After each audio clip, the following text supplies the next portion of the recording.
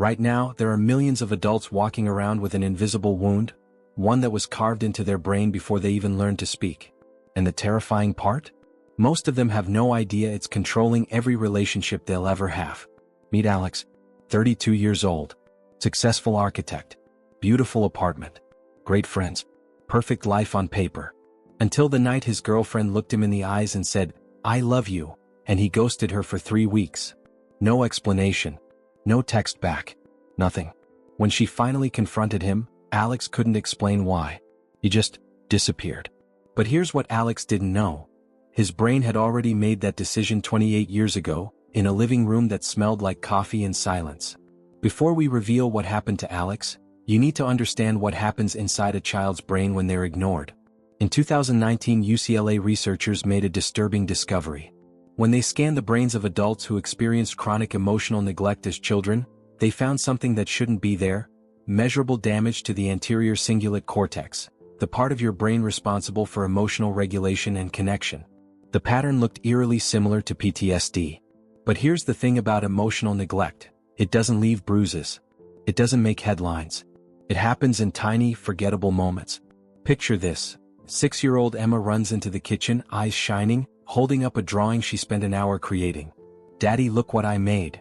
Her father doesn't look up from his phone. 3 seconds of silence. Emma's hand slowly lowers. Her smile fades. She walks away. In that moment, that brief, seemingly insignificant moment, Emma's brain learned a lesson it would carry for the next 30 years. My emotions don't matter. My excitement is a burden. I'm too much. This is how it works. The brain has these specialized cells called mirror neurons. In healthy development, when a child expresses emotion, the parent mirrors it back. Excitement met with excitement, sadness met with comfort. This back-and-forth dance literally builds the neural pathways for emotional intelligence. But when there's no mirror, when there's only silence, the brain adapts. It learns to shut down the signals, to stop reaching out, to become invisible. And here's where it gets dangerous. Because that 6-year-old doesn't just grow up. They grow up learning to survive. And survival looks like this. Number 5, overachievement addiction.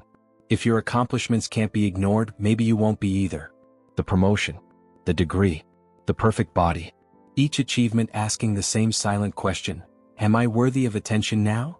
Number 4, people-pleasing to the point of self-erasure. Your needs become negotiable. Their comfort becomes your responsibility. You'd rather disappear than risk being too much. Number 3, hyperindependence. The battle cry of the ignored child: I don't need anyone. But it's not strength, it's a defense mechanism. If you need no one can fail to show up. Number 2, the inability to trust love when it finally arrives. Someone sees you, truly sees you, and your nervous system screams danger. Because attention in your experience has always been conditional, temporary, a setup for disappointment. Number 1, emotional numbness punctuated by explosive reactions. You're fine, you're fine, you're fine, until you're suddenly not fine at all, and even you don't know why. Let me take you back to Alex. When he was 4, he'd call for his parents from his bedroom. Mom? Dad? Sometimes they'd come. Most times they wouldn't. Not because they were cruel. They were just busy, distracted, tired, living their own lives while Alex learned the most dangerous lesson a child can learn. My voice doesn't bring help. My presence doesn't matter. Love is not something I can count on. So when his girlfriend said, "I love you," his brain didn't hear a gift. It heard a threat. Because a 2020 Harvard study on attachment styles found that 78% of adults with avoidant attachment patterns reported emotional neglect in childhood. Their nervous systems were literally trained to associate intimacy with abandonment. Alex didn't ghost his girlfriend because he didn't care. He ghosted her because he cared too much, and his 4-year-old brain was trying to protect him from the pain of eventually being ignored. But the cruelest part isn't even the wound itself. It's that ignored children grow up thinking everyone else got an instruction manual they never received. You watch other people hug their parents naturally, express needs without apologizing, cry without shame, receive compliments without flinching, and you feel like an alien studying human behavior, mimicking what connection is supposed to look like while feeling completely empty inside. Meet Maya, 29. Ironically, she's a therapist. She helps her clients navigate complex emotions, identify their needs, set boundaries. She's brilliant at seeing others. But in her own therapy session, she finally broke. I don't know how to feel feelings, she whispered, tears streaming down her face, tears she couldn't even identify as sadness. Her therapist asked, "What are you feeling right now?" Maya's response, "I don't know. I just know I'm supposed to be feeling something." This isn't poetic tragedy. This is neuroscience. A 2021 Stanford study on interoception, your ability to sense your own internal states, found that emotional neglect in childhood literally impairs the brain's capacity to recognize its own emotions. The insula, the brain region responsible for self-awareness, shows reduced activity in adults who were emotionally neglected as children. Your brain didn't just learn to ignore your emotions. It unlearned how to recognize them in the first place. You became a stranger to yourself. So if the damage runs this deep, can it ever be healed? Here's what changes everything: neuroplasticity. Your brain's ability to rewire itself doesn't expire at childhood. A 2022 MIT study followed adults with insecure attachment patterns who underwent targeted therapy. After 12 months of consistent practice, brain scans showed measurable changes in the regions responsible for emotional regulation and trust. The brain can heal. The wound can close. Let me tell you what happened with Alex. 6 months into therapy, he learned something called reparenting, the practice of giving yourself what you didn't receive as a child. He started with something his therapist called the 90-second rule. Here's how it works. When an emotion surfaces, fear, anger, joy, whatever, your job is to stay with it for 90 seconds without judgment, distraction, or pushing it away. Because neurologically, an emotion only lasts 90 seconds in the body. Everything after that is you telling a story about the emotion. Alex practiced this. When his girlfriend texted, "I miss you," instead of immediately ghosting the feeling of warmth and terror in his chest, he sat with it. 90 seconds. Just noticing, this is fear. This is also love. Both can be true. The second practice, external validation detox. Before seeking approval from others, he'd look in the mirror and say, "I'm proud of myself." It felt ridiculous at first. Narcissistic. But here's the science. Every time you validate yourself before seeking external validation, you strengthen the ventromedial prefrontal cortex, the brain region responsible for self-worth and internal motivation.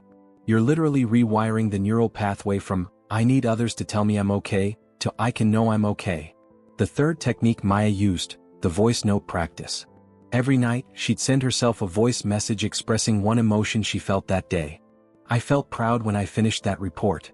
I felt lonely after the meeting. I felt excited about the weekend." Speaking emotions out loud to yourself rebuilds the connection between your internal experience and your conscious awareness. You're becoming the attentive parent your younger self needed, showing up, listening, responding. And it works. 6 months later, Alex's girlfriend said, "I love you again." This time his chest still tightened. His thoughts still raced. But he didn't run. He took a breath, stayed for 90 seconds, and said the words his 4-year-old self never got to hear. "I love you too. And I'm not going anywhere." So here's how to know if you're carrying this wound. Ask yourself, do you apologize for having needs? Does genuine praise make you want to deflect or disappear? Do you equate being alone with being safe? Can you name, right now in this moment, what you're actually feeling? If you said yes to any of these, listen carefully. Your younger self is still waiting to be seen. But here's the beautiful, heartbreaking truth you need to hear. You can become the parent your inner child needed. You can look at that 6-year-old holding up their drawing and say, "I see you. What you feel matters. You are not too much. You are exactly enough." Because here's what they don't tell you about ignored children. They don't grow up broken.